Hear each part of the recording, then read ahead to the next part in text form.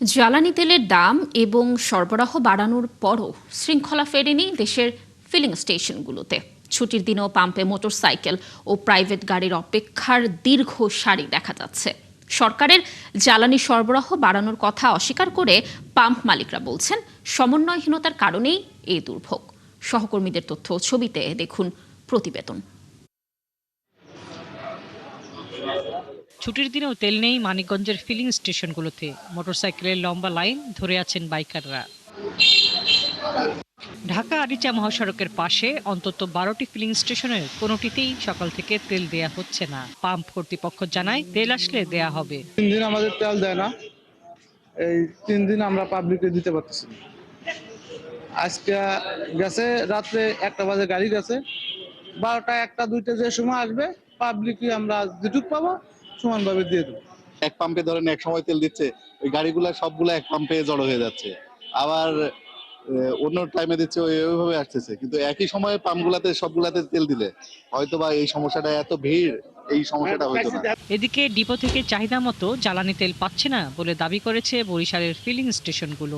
10 litre পাই আমি পটুয়াখালী যাব, 10 litre তেল দেবে পাম্পে থেকে। এই অনেকক্ষণ ধরে লাইনে আছি, তেল ঠিকমতো পাওয়া যাচ্ছে না। লক্ষ্মীপুরে জ্বালানি তেলের দাম বাড়লেও সংকট কাটেনি। ফিলিং স্টেশনে দীর্ঘ লাইনে ঘন্টার পর ঘন্টা অপেক্ষা করছেন চালকরা। 4টা পাম্পের মধ্যে 3টা পাম্পে গেছি, একটা পাম্পও তেল পাই নাই। টাইমগুলা ওই সব সময় ওই তেল লইতে লইতে নষ্ট হয়ে যায়। আমি দায়িত্বে আছি এসএসসি পরীক্ষার, আজকে আসছি তেল নেওয়ার জন্য।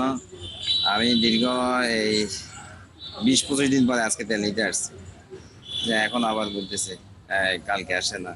পটুয়াখালীতে তীব্র রোদের মধ্যে ঘন্টার পর ঘন্টা অপেক্ষা করেও তেল পাচ্ছেন না ক্রেতারা। তারা চান নিরবচ্ছিন্নভাবে কাঙ্ক্ষিত পরিমাণ তেল সরবরাহ।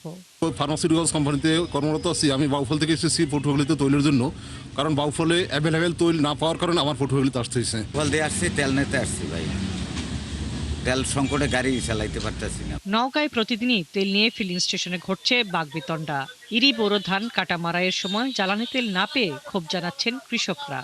খোলা বাজারিরা এই দূরে দূরে পেট্রোল পাম্প থেকে তেল প্রতিদিন ভর্তি করে নিয়ে গিয়ে খোলা বাজারে 140 টাকার তেল 200 টাকা, 250 টাকা, এমনকি আমরা নেটে দেখছি 400 টাকা পর্যন্ত তেল বিক্রি করছে। এই সিন্ডিকেটটা যদি প্রশাসন না ভাঙতে পারে তাহলে এই দুর্ভোগ আমাদের চলতে থাকবে। ফিলিং স্টেশন কর্তৃপক্ষ বলছে, বিশৃঙ্খলা এড়াতে কখনো কখনো তেল সরবরাহ বন্ধ রাখা হচ্ছে। পুলিশ আসতেছে, দেখা যাক কি হয় করার অবস্থা, তারপর আবার স্বাভাবিক হলে আমরা তেল যাচ্ছি। হাসিবা আলী বর্ণা, 71।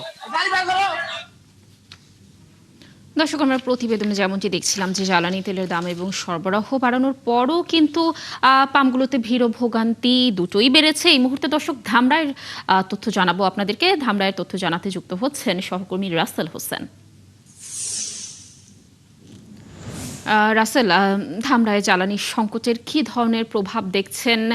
জনজীবনে তো নিশ্চয়ই এর প্রভাব পড়েছে। কি বলছেন সেখানকার জনগণ এবং সমাধানে আসলে কোনো উদ্যোগ নেওয়া হচ্ছে কিনা এ বিষয়ে একটু জানাবেন আমাদের।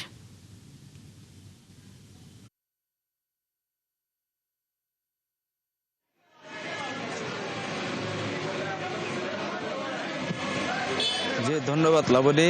আমি এই মুহূর্তে রয়েছে ধামরাইয়ের যে কালামপুরের করিম ফিলিং পাম্প স্টেশনে। আমার পেছনে দেখতেই পাচ্ছেন কিন্তু তেল দেওয়া হচ্ছে, সেই পেছনে কিন্তু একটি বিশৃঙ্খলাও দেখা যাচ্ছে। সকাল থেকে অনেক যারা বাইক চালক রয়েছে রাত 3টা থেকেও কেউ কেউ অবস্থান করছে এই পাম্পে তেল নেওয়ার জন্য। অনেকেই তেল পেয়েছে, আবার অনেকেই বলছেন যে সামনে দিয়ে তেল সংগ্রহ করাই কিন্তু তারা তেল এখনো নিতে পারছেন না। বেলা 2টা বেজে গেলেও তারা এখনো নামাজ বাদেও কিন্তু তারা এই তেলের লাইনের জন্য অপেক্ষা করছেন। আমি যদি একজন সাথে কথা বলি যে আপনি এই মুহূর্তে কখন তেল নিতে আসছেন আর এখন তেল পেয়েছেন কিনা? আমি সকাল 10টায় তেল নিতে আসছি করিম ফিলিং স্টেশন কালামপুরে। এসে লাইনে দাঁড়িয়েছি, কিন্তু দেখা গেছে লাইন এগোচ্ছে না। পরে সামনে এসে দেখলাম, পাম্পে এসে দেখলাম যে অনেকেই কন্টেনারে করে 5 লিটার 10 লিটার করে তেল নিয়ে যাচ্ছে।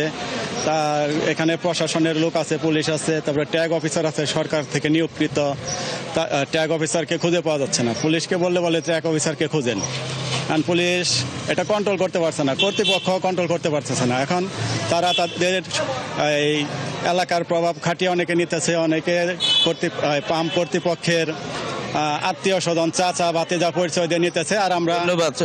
শুনছিলেন যেমনটি যে তিনি বলছিলেন কিন্তু তারা দীর্ঘ সময় লাইনে দাঁড়িয়ে থাকলেও কিন্তু যে সামনে যে কিছু স্থানীয়রা রয়েছে তারা কিন্তু প্রভাব খাটিয়ে সামনে দিয়ে তেল নেওয়ার অভিযোগ করছেন। তারা পুলিশের কিন্তু উপস্থিতিতে সেটা করছে। আমরা পাম্প মালিকদের সাথে রাসেল, ধন্যবাদ আমাদের সাথে যুক্ত থাকার জন্য। দর্শক, ধামরাইয়ের ফিলিং স্টেশনগুলো থেকে সেখানকার তথ্য জানাচ্ছিলেন আমাদের সহকর্মী রাসেল হোসেন।